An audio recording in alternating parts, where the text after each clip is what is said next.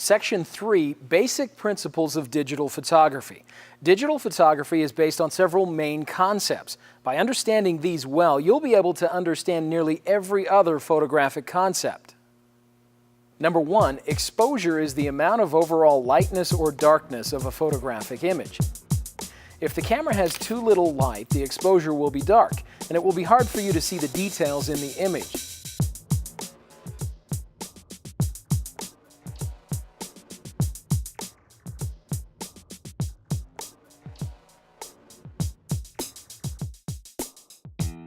If the camera has too much light, the image will be blown out, too white to see details.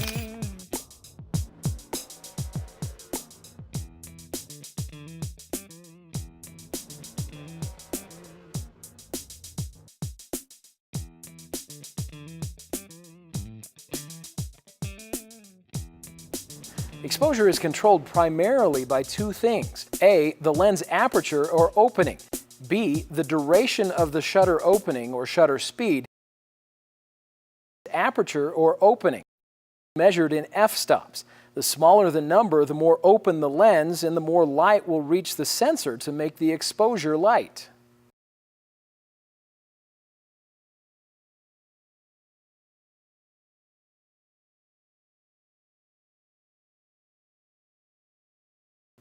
B, the duration of the shutter opening or shutter speed, measured in fractions of a second. The longer the shutter speed, the more light will reach the sensor, and hence the lighter the image.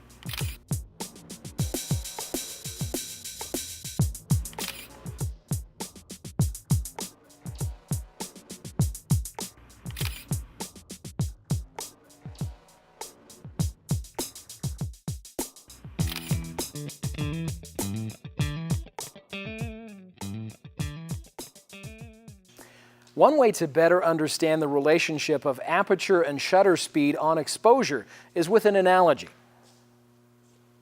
Consider the proper amount of light or exposure to be like a full bucket of water. Then consider a water tap from which you will fill the bucket to be the aperture or opening on your lens. Finally, consider your camera's shutter speed to be like the amount of time you will leave the water tap turned on. The more the tap is opened, the more water will come through the hose into the bucket, and hence the shorter amount of time you will need the tap to be open. Conversely, if the tap will only open a small amount and water is only trickling into the bucket, you'll need to leave the water turned on for a much longer period of time. An interesting and important note is that shutter speed not only affects exposure, but it also affects clarity during action.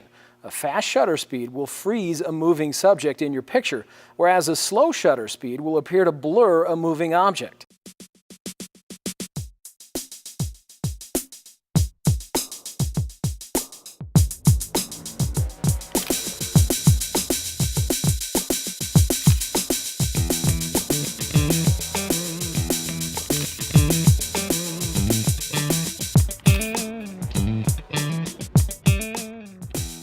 Fast shutter speeds are therefore useful for taking pictures of sporting events. Slow shutter speeds are useful for taking pictures of waterfalls or car lights at night, giving a very interesting image. Just as important to understand are the secondary effects of aperture. A small aperture not only lets less light reach the image sensor, tending to make a darker exposure, but it also makes the entire scene from near to far appear more sharp or in focus. This optical phenomenon is called a long depth of field. This is useful when photographing a subject in front of a national monument where you want both in focus.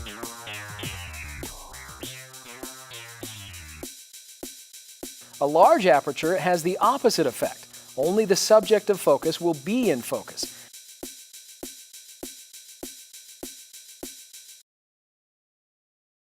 This is used extensively in portrait photography as it helps to literally focus attention on the subject.